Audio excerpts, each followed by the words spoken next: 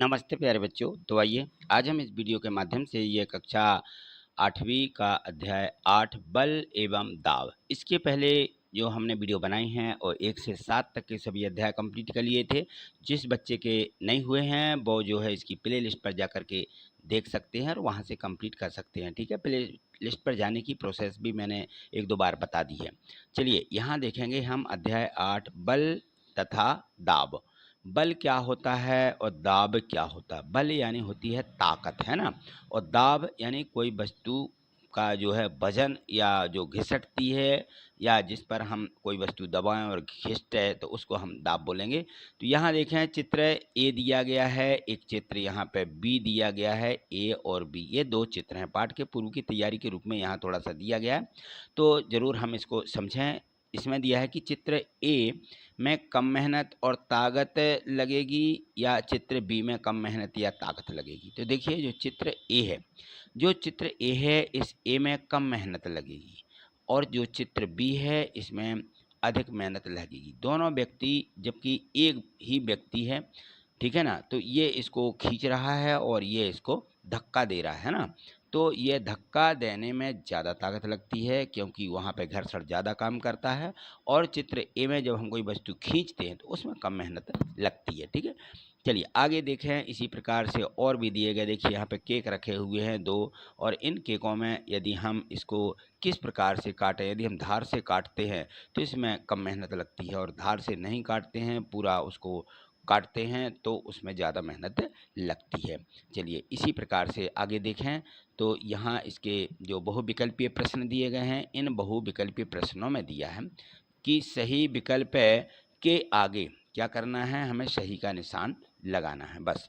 तो यहाँ देखें प्रश्न इसका जो दिया गया है प्रश्न 1, और इसमें दिया है कि बाल्टी में रंग भरा हुआ है और बूझो खाली पिचकारी का सिरा बाल्टी में डुबा करके पिचकारी के हैंडल को खींच कर छोड़ देता है तो दिखता है कि रंग पिचकारी में भर गया। ऐसा क्यों होता है?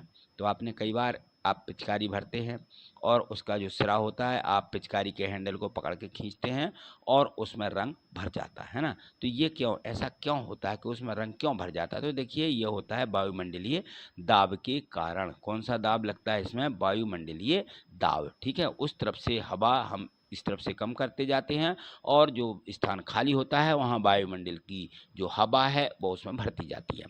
प्रश्न 2 देखें, दिए हुए चित्र को ध्यान से देखिए। ये यहाँ पे एक चित्र दिया गया है और इसमें बताया जा रहा है कि पानी की एक टंकी दी गई है।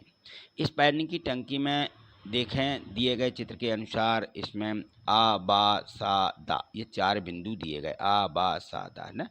तो इन बिंदुओं पर चर्चा करें और 4 इस पर नल लगाए गए हैं। ठीक है ना? ए आ बा सादा ये नल लगे हुए हैं। किन नलों से पानी बराबर दाब से प्रवाहित होगा?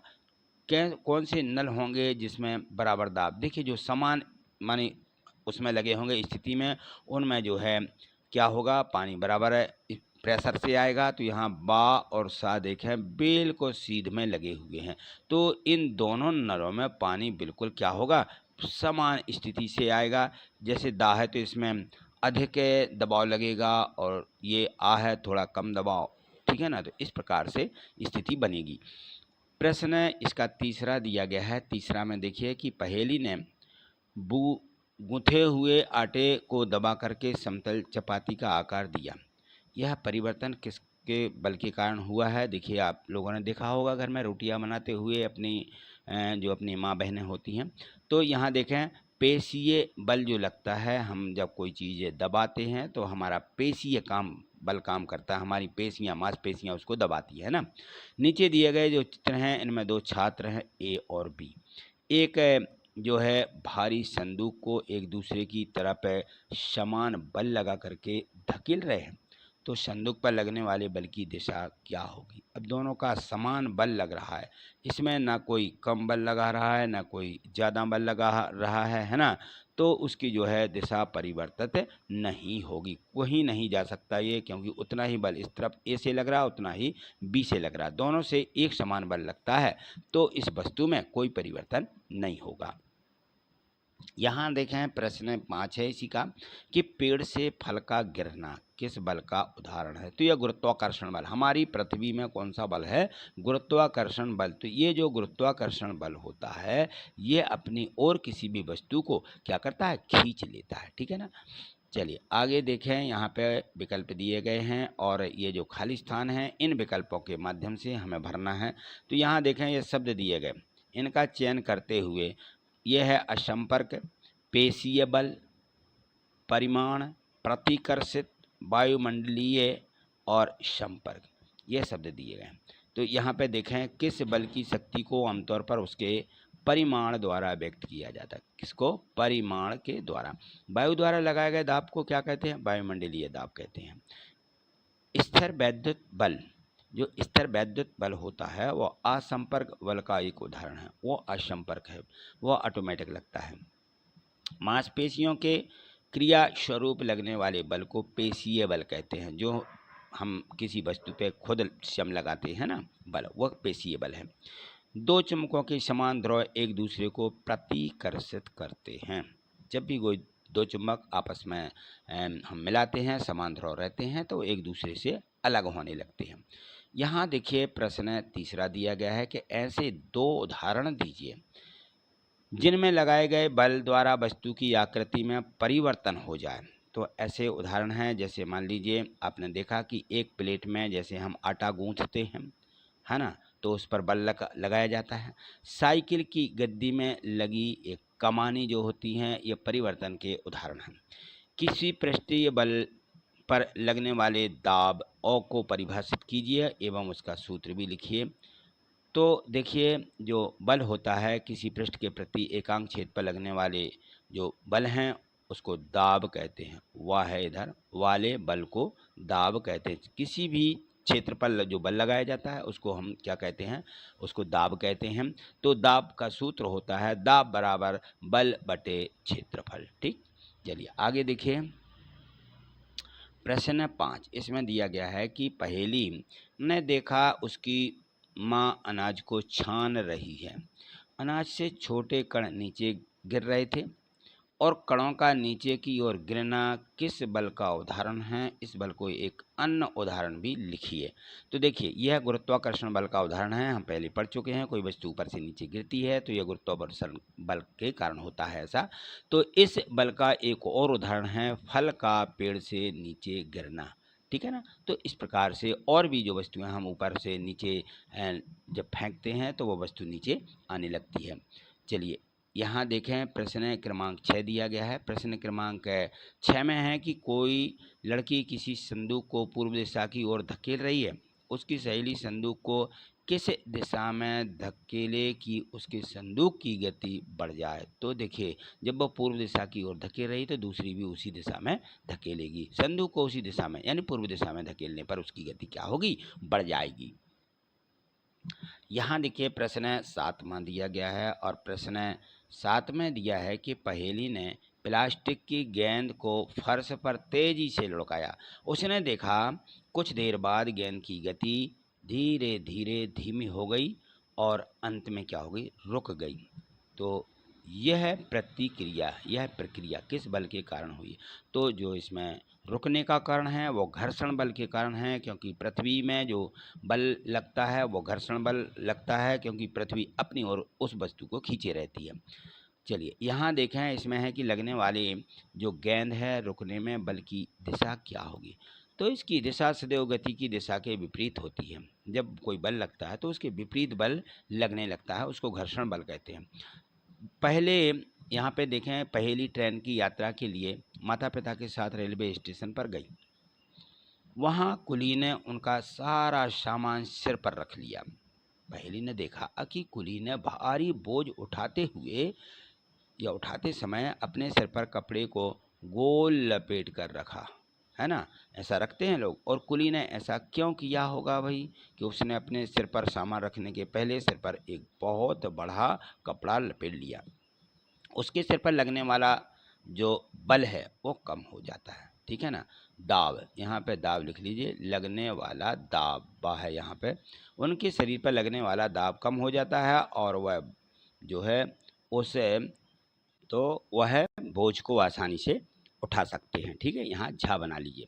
चलिए आगे देखिए, अगला प्रश्न है प्रश्न 9। चित्र में दिए अनुसार समान भार की दो छड़ें ए तथा बी, ये देखिए इनमें ये जो है इनका जो है वजन समान है, जिनकी मोटाई अलग अलग है। वजन समान है, मोटाई अलग अलग। इन दोनों छड़ों को रेत की सतह पर बिल्कुल सीधा रखा गया है और इनमें से कौन सी छड़ रेत में अधिक धंसेगी और क्यों धंसेगी? तो देखिए जो छड़ बी होती है ये जो है पतली होती है ना, तो जो पतली छड़ है यहाँ पर हम लिख देंगे कि पतली छड़ रेत में अधिक धंसेगी, क्योंकि पतली जो छड़ है उसका भार कम क्षेत्र पर केंद्रित होता है, जिससे उस पर अधिक दाब पड़ता है। अधिक दाब के कारण छड़ क्या होती है, बी रेत से अधिक धंसेगी।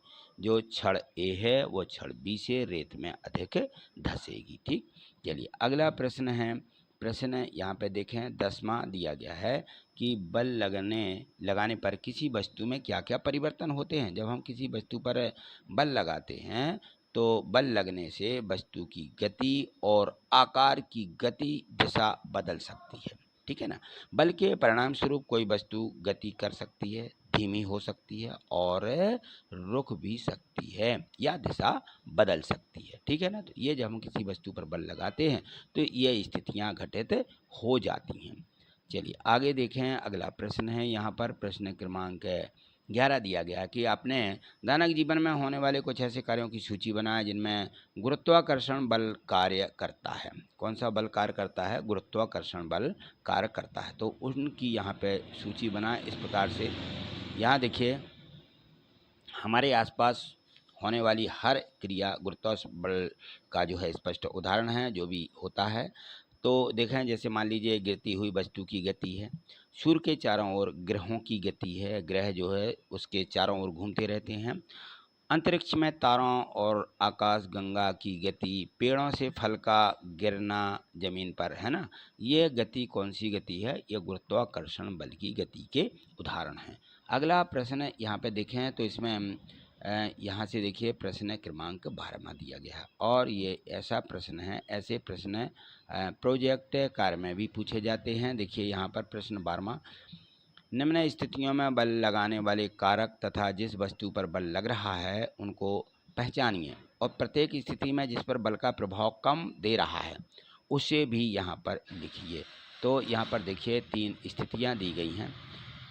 यहाँ पे इनका वर्णन, रस निकालने के लिए नींबू के टुकड़ों को अंगुलियों से दबाना, दीवार में लगे हुए से लटकी हुई कमानी के दूसरे सिरे पर लटकाने वाला भार और गूंथे हुए आटे को हाथ से नीचे की ओर दबाने पर जो बल लगता है उनका वर्णन हमें यहाँ पर बल लगाने वाले कारक लिखना है, जिस वस्तु पर बल लग रहा है वो लिखना है और बल का प्रभाव लिखना या उस पर होने वाले परिवर्तन, तो उनमें क्या क्या परिवर्तन हो सकते हैं या होते हैं। तो यहाँ देखिए जब हम किसी वस्तु को या जैसे मान लीजिए हम उसको अलग से भार लगा करके दबाते हैं तो हाथ से क्या करना पड़ता है, उसको नीचे दबाते हैं। नींबू हम किसी दबाते हैं कि वो उसमें से रस निकल आए तो हम क्या करते हैं, हाथ से उसको पहले नीचे दबाते हैं। ठीक है ना, और कोई लटकी हुई वस्तु होती है तो उसे हम खींचते हैं, है ना। और देखिए यहाँ पर जब हम आटा गूंथते हैं तो आटा गूंथने पर हाथ से नीचे दबाते हैं, तो ये उस पर लगने वाले बल के कारक हैं कि हम उस पर कोई ना कोई बल अलग से लगाते हैं। जिस वस्तु पर बल लग रहा है वो वस्तु का नाम, यहाँ नींबू पर, यहाँ रबर पर, यहाँ आटे पर। बल का प्रभाव क्या होगा, यहाँ आकार में परिवर्तन हो जाएगा, नींबू नींबू नहीं रह जाएगा, यहाँ आकृति में परिवर्तन होगा, कोई लटकी हुई वस्तु है तो दूसरी जगह हो सकती है, और यहाँ भी आकार में परिवर्तन होगा। जो हमारा आटा रहता है, आटा भुरभुरा रहता है और जब हम पानी डाल के उसमें गूंथते हैं तो उसका आकार परिवर्तन हो जाता है। बस ये यहाँ पे लिखना है। चलिए आगे देखिए, अगला प्रश्न यहाँ पे लिखा है कि कारण बताइए। यहाँ लघुत्तरीय प्रश्न दिए गए हैं प्रश्न क्रमांक 13 से कि कंधे पर लटकने वाले थैले में चौड़ी पट्टी क्यों लगाई जाती है। आपने देखा होगा जो भी इस प्रकार से हमारे पास थैले होते हैं, उन थैलों में पकड़ने वाले जो होते हैं उनमें तो थोड़ी सी कम, लेकिन लटकने वाले पर ज़्यादा चौड़ी पट्टी लगाई जाती है। क्यों? कंधे पर लटकने वाले थैलों में चौड़ी पट्टी लगाने का कारण है क्योंकि थैले में भारी अधिक सामान होता है, बहुत अधिक भार होता है। चौड़ी पट्टी की सहायता से कंधे पर पड़ने वाले दाब को कम करने में सहायक होती है। ये जो पट्टी चौड़ी बनाई जाती है, ये क्या होती है? हमारे दबाव को कम करती है। प्रश्न है इसी का दूसरा, किसी फूले हुए गुब्बारे को अंगुली की अपेक्षा सुई से पकड़ना आसान क्यों होता है? यदि हम कोई फूला हुआ गुब्बारा है और हम उसको हाथ से नहीं पकड़ पाते हैं, तो उसकी अपेक्षा कोई ऐसी वस्तु लेते हैं सुई के आकार की और उसे पकड़ते हैं। तो देखिए, सुई गुब्बारे के अंदर की गैस को अधिक आसानी से काटेगी और संपर्क क्षेत्र जितना कम होता है, दबाव उतना अधिक होगा। यदि हम फूले हुए गुब्बारे की सतह को सुई द्वारा चुभाते हैं तो यह अधिक दबाव डालती है क्योंकि उसमें उंगली की तुलना में संपर्क क्षेत्र छोटा होता है। यदि हम उसमें उंगली डालेंगे तो उंगली नहीं जाएगी, लेकिन सुई को डाल देते हैं, वो तुरंत अंदर चली जाती है और गुब्बारा जब हम सुई बाहर करते हैं तो गुब्बारे से हवा निकल जाती है, या सुई को डाले रहें मान लीजिए तो वो उसमें डली रहती है, हवा नहीं निकल पाती थी। चलिए आगे देखिए, इसका प्रश्न 14वां। इसमें दिया गया है कि बूझो ने रबर के एक चूसक को चिकनी सतह पर दबाया तो वह आसानी से सतह पर चिपक गया। फिर उसने दूसरे रबर के चूसक को खुरदरी सतह पर चिपकाने की कोशिश की। क्या चूसक खुरदरी सतह पर भी चिपकेगा? यदि हाँ तो क्यों? यदि नहीं तो बताइए क्यों। अपना उत्तर स्पष्ट कीजिए। तो यहाँ पे देखिए, जो चूसक रहता है, कोई भी चिपकने वाली वस्तु रहती है और हम उसको जो हमारा जिस पर हम चिपका रहे हैं यदि वह चिकनी होती है तो क्या प्रभाव पड़ता है, और खुरदरी रहती है तो क्या प्रभाव पड़ता है। आपने देखा होगा कि चूसक का जो वायुमंडलीय दाब है उस पर लगता है, इसीलिए यह पृष्ठ के साथ चिपक जाता है। अतः रबर चिकनी सतह पर अधिक चिपकता है क्योंकि चिकनी सतह पर वायु के प्रवेश के लिए कोई जगह नहीं रहती है, और जो खुरदरी सतह पर है वह तो यह प्रभाव यहाँ पे कम होता है। क्यों? क्योंकि सतह की जो खुरदरी सतह है, खुरदरी के कारण वायु का जो प्रवेश है वहाँ पर थोड़ा सा गैप यानी होल रह जाता है। क्या रह जाता है? होल। ला बस लिखिए, वहाँ पे वायु की सतह उस होल में प्रवेश कर जाती है, उस खाली जगह में प्रवेश कर जाती है, जिससे वस्तु जो है अच्छे से नहीं चिपक पाती। प्रश्न है 15वां। असंपर्क बल किसे कहते हैं? कौन सा? असंपर्क बल। स्थिर वैद्युत बल तथा गुरुत्वाकर्षण बल को उदाहरण द्वारा समझाइए। तो सबसे पहले असंपर्क बल ये समझाना है, और स्थिर वैद्युत बल तथा गुरुत्वाकर्षण बल दो, ये इन दोनों को यहाँ देखिए। तो जो असंपर्क बल है वे बल होते हैं जो वस्तुओं को एक दूसरे के संपर्क में आने पर उत्पन्न होते हैं, वो असंपर्क बल है। ठीक है ना? तो इनको हम असंपर्क बल कहते हैं। और जैसे देखें आप तो घर्षण बल है, ठीक है ना, ये घर्षण बल इसका उदाहरण है। यहाँ पर लिख लें, थोड़ा यहाँ देखिए, तो यहाँ लिख लीजिए, यह संपर्क बल कहलाते हैं। ठीक है, चलिए यहाँ पर है, तो इसमें सामर्थ्य बल और स्थिर वैद्युत बल आते हैं। स्थिर वैद्युत बल यह बल आवेश वस्तुओं के बीच लगता है, और जो गुरुत्वाकर्षण बल है, गुरुत्वाकर्षण बल यह बल हर वस्तु के बीच आकर्षण का बल होता है जो उनकी द्रव्यमान पर निर्भर करता है। जो उनका द्रव्यमान होता है, और इस प्रकार के जो बल हैं स्थिर वैद्युत बल और गुरुत्वाकर्षण बल दोनों ही वस्तुओं के बीच बिना संपर्क के लगते हैं।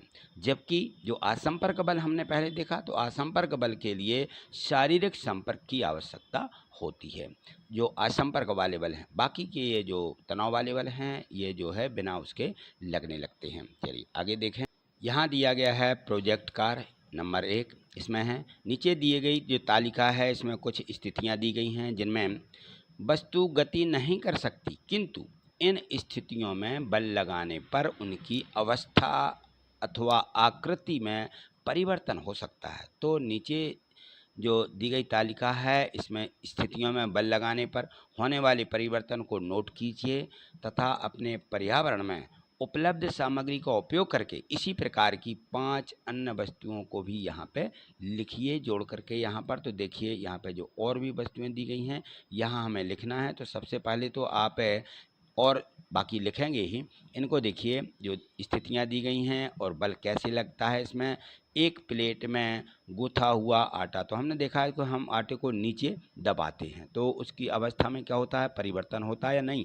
हाँ, अवस्था में परिवर्तन होता है, ऐसा लिखना। आकृति में परिवर्तन होता है, हाँ, उसका आकार बदल जाता। तो यहाँ हाँ हाँ लिखना है। जिनमें आकार में परिवर्तन होता है और जिनमें उसकी गति की अवस्था में परिवर्तन होता है वो लिखना। यहाँ पे देखिए साइकिल की गद्दी या सीट में जो कमानी लगी रहती है, ठीक है ना, तो उसमें भी क्या होता है, कमानी में दबाव पड़ता है तो उसकी जो है गति बदल जाती है, वह ऊपर नीचे होने लगती है। उसके आकार आकृति में भी परिवर्तन होने लगता है, सिकुड़ने लगती है, फैलने लगती है, ठीक है ना। इस प्रकार से हमारी सीट पर जो कमानी लगी रहती है उसमें यह परिवर्तन होता है। अब यहाँ देखें तीसरा दिया गया था कि एक हुक या दीवार में लगी कील से लटका रबर का एक छल्ला आपने देखा होगा। तो ये जो है एक भार से लटका हुआ है, इसका स्वतंत्र सिरा खींचते हैं, खींचने का वह नीचे की तरफ दाब लगता है तो इसमें परिवर्तन होगा और इसमें भी परिवर्तन। तो यहाँ पे हाँ लिख देना, ठीक है। अब जैसे मान लीजिए 2 ईंटों पर रखा प्लास्टिक या धातु का पैमाना, तो स्केल के इसमें बीचों बीच एक भार रखा हुआ रहता है तो इसमें कोई परिवर्तन नहीं होते, तो इसमें नहीं लिख देंगे। हवा के गुब्बारा, इसमें परिवर्तन होता है क्योंकि हाथों से उस पर हम दबाव लगाते हैं तो इसमें दोनों में परिवर्तन की स्थिति बनती है। ऐसे ही और भी उदाहरण आप यहाँ पे लिख सकते हैं। चलिए यहाँ पे देखें प्रोजेक्ट कार्य 2। इसमें था कि अपने दैनिक जीवन में होने वाले ऐसे कार्यों की सूची बनाइए जिनमें गुरुत्वाकर्षण बल लगता है या गुरुत्वाकर्षण बल काम करता है। तो देखिए जब हम गुरुत्वाकर्षण बल हमारे दैनिक जीवन में हर जगह उपस्थित होता है, कई कार्यों में सक्रिय रूप से भाग लेता है। यहाँ कुछ उदाहरण देखिए जिनमें गुरुत्वाकर्षण बल कार्य करता है। वस्तुओं का नीचे गिरना या चलना और दौड़ना, या नदी या झरने का बहाव आपने देखा होगा, फल या पत्तियों का पेड़ से गिरना, पानी का गिलास से नीचे गिरना, झूला झूलते समय भी उसमें क्या होता है, गुरुत्वाकर्षण बल लगता है। समुद्र की लहरें वो गुरुत्वाकर्षण बल के कारण ऊपर नीचे होती हैं। किसी सतह पर रखी हुई वस्तु, बर्फ का पहाड़ों से गिरना, आकाशीय पिंडों का पृथ्वी के चारों ओर घूमना, इन सभी कार्यों में गुरुत्वाकर्षण बल का प्रभाव प्रत्यक्ष रूप से देखने को मिलता है या देखा जा सकता है। अगला प्रश्न है कि अपने दैनिक जीवन में उन अनुभवों को लिखें जिनमें आप दाब को महसूस करते हैं कि इसमें दाब लग रहा है। तो उन सारी चीज़ों को यहाँ पे लिखिए। यहाँ देखिए दैनिक जीवन में दाब के जो उदाहरण हैं, दाब किसी सतह के लंबवत लगने वाले उसे बल के बराबर होता है जो सतह एकांक क्षेत्र पर कार्यरत होती है, तो उस पर ये लगने वाला जो बल है ये बिल्कुल बराबर होता है। और पृथ्वी के गुरुत्वाकर्षण खिंचाव के कारण पृथ्वी की सतह के पास वायु अधिक घनी होती है। जैसे जैसे हम ऊपर की ओर जाते हैं यह घनत्व कम होता है और कम होता जाता है, क्योंकि हम इस सतह पर रहते हैं और वायु में भार होता है, तो यह वायु के कारण हम पर वायु का जो दाब है वह पड़ने लगता है, जिससे वायुमंडलीय दाब कहते हैं। तो यह वायुमंडलीय दाब इस पर लगता है जब हम किसी सतह पर जाते हैं। तो ये दिए गए थे इसमें प्रोजेक्ट कार्य 1 और प्रोजेक्ट कार्य 2, ये भी हमने कंप्लीट कर लिए हैं और सभी प्रश्नों को बहुत अच्छे तरीके से आपने समझा है। और यदि आपने नहीं समझा है तो वीडियो को आप जो है प्ले करके इसको पहले समझिए और बाद में अपनी एडग्रेड अभ्यास पुस्तिका में लिखें और इसी प्रकार से आगे समझना चाहते हैं तो आप इस चैनल को सब्सक्राइब करके रखें। इस चैनल से सब्सक्राइब करके हमसे जुड़ जाइए जिससे कि आपके पास तक ये सभी वीडियो पहुंच सकें। और इसके बाद यदि आपको वीडियो पसंद आती है तो वीडियो को लाइक अवश्य करिएगा। आप लोग लाइक नहीं करते, लाइक से होता कुछ नहीं है, लाइक से हमको जो है थोड़ा सा आपका ये मिलता है, प्रोग्रेस बनती है कि आपने वीडियो को लाइक किया है, तो हम और भी आपके पास वीडियो भेज सकते हैं। ठीक है, चलिए आज इतना ही। थैंक यू, धन्यवाद।